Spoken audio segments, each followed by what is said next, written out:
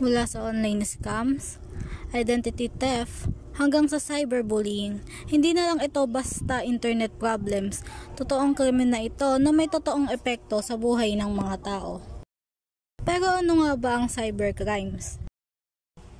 Cybercrime generally refers to criminal activities conducted through the use of information and communication technologies, including computers, the internet, and other digital network. Sa madaling salita, ito ang mga krimen na nangyayari sa digital world. Kasama sa cybercrimes ang hacking or illegal access sa account ng ibang tao, online fraud or scams, identity theft, cyberbullying, at pag-post ng mga malicious content para manira ng ibang tao or cyber libel.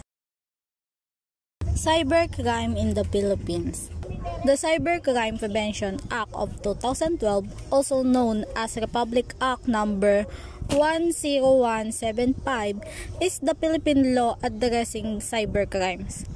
Its aim to prevent, suppress, and prosecute offenses committed online, including illegal access of data, cybersex, child pornography, and cyber libel. Ginawa ang batas na ito upang mapigilan ang pagkalat ng cybercrime, maparusahan ang gumagawa nito, at maprotektahan ng mga tao laban sa mga online threats. Mahalaga ito para mapanatili ang kaayusan at kaligtasan sa online world dahil mabilis kumalat ang mga paninira, panloloko, at mga kasinungalingan sa internet. Narito ang ilan kinds or types ng cybercrime na madalas nangyayari or nararanasan dito sa Pilipinas. Cyberbullying, online scam or fraud, identity theft, cybersex or child exploitation, and cyber libel. Cyberbullying.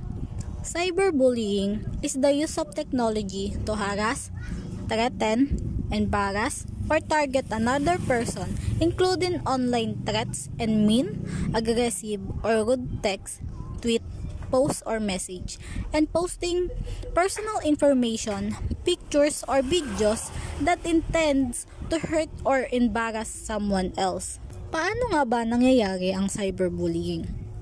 Ang cyberbullying ay nangyayari kapag ginamit ang internet o social media para manira, manginsulto, manakot, o pahiyain ang ibang tao.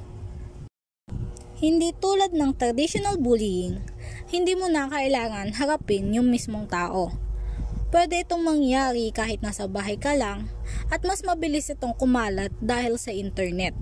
Pwede itong magdulot ng anxiety, depression, and trauma lalo na sa mga kabataan. Cybersex. Cybersex, also known as internet sex or net sex, is a virtual sexual encounter facilitated by online communication. It involves the use of electronics device to engage in sexual activities, often through text, video, or audio. Ang cybersex ay nangyayari kapag ang dalawang tao o higit pa ay gumagawa ng sexual na gawain online. Kahit hindi sila magkasama in person, gumagamit sila ng chat, video call, or voice message pag gagawin ito, at ang kadalasang gamit dito ay cellphone o computer.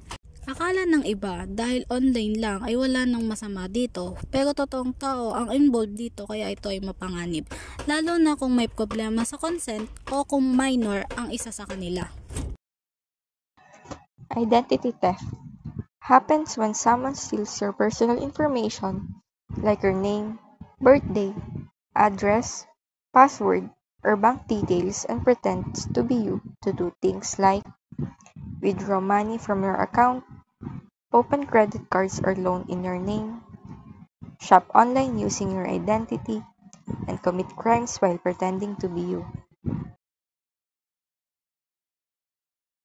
Phishing is a type of cybercrime where attackers disguise themselves as trustworthy entities who trick victims into revealing sensitive information like password, credit card numbers, or personal data. Sa pamamagitan ng mga email, mensahe, o website na mukhang lehitimo, ang mga kriminal ay nandilin lang sa mga biktima upang ibigay ang kanilang mga personal na impormasyon o mag-click sa mga link. Ang impormasyong ito ay maaaring gamitin para sa mga illegal na aktibidad. Cybercrime prevention tips. Never share your personal information like your birthday, passwords, or PINs with strangers. Use strong and unique passwords. Don't click suspicious links or attachments. Keep your personal information private. Avoid chatting with strangers online. Don't send or share sexy pictures or video. Block and report people who bully or harass you. And be careful with what you show to others. Maging maingat, responsable, at mapanuri online. Sama-sama tayong gumawa ng mas ligtas na digital world para sa iyo, para sa akin, at para sa lahat. Thank you guys for watching!